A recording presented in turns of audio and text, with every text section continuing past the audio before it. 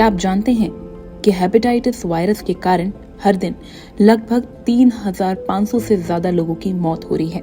ऐसा हम नहीं बल्कि खुद वर्ल्ड हेल्थ ऑर्गेनाइजेशन की रिपोर्ट कह रही है। इतना ही नहीं, जिस हिसाब से मामले बढ़ते जा रहे हैं उस हिसाब से WHO ने इस बीमारी को विश्व स्तर पर संक्रामक बीमारियों से होने वाली मौतों का दूसरा प्रमुख कारण बताया है। लगातार बढ़ रही मौतों की संख्या का कारण ये है कि काफी कम लोग हैं जो इस बीमारी का इलाज करवा रहे हैं। ऐसे में जरूरी है कि इस बीमारी और इससे जुड़ी हर जरूरी बातों के बारे में जाना जाए।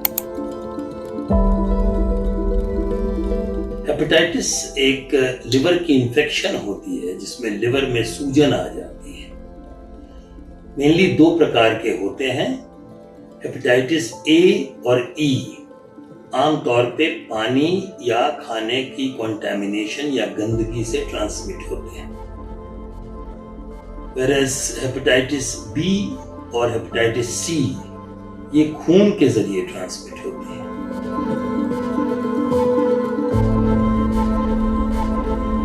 इसमें जो लक्षण होते हैं उसमें पेशेंट को जॉन्डिस यानी पीलिया हो जाना, पेट में दर्द होना, कमजोरी होना, थकावट होना, पेशाब का पीला हो जाना, कभी कभी उल्टी और भूख कम हो जाना, ये सारे लक्षण होते हैं।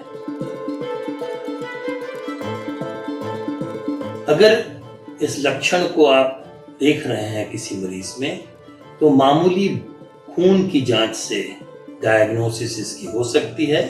लिवर फंक्शन टेस्ट और वायरस की भी टेस्टिंग की जा सकती है।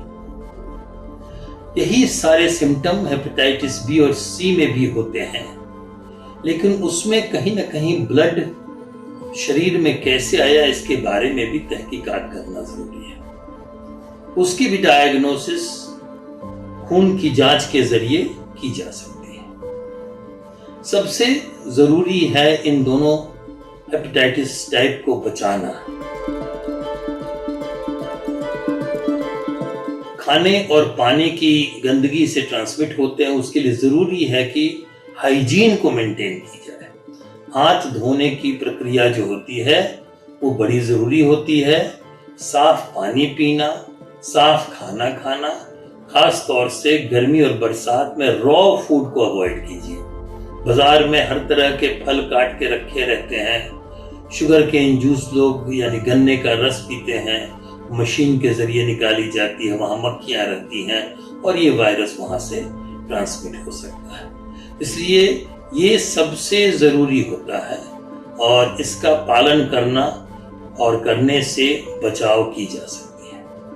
जहां तक हेपेटाइटिस बी और सी की बात है, वो खून के जरिए ट्रांसमिट होती है या सेक्सुअल कांटेक्ट से भी हो सकता है।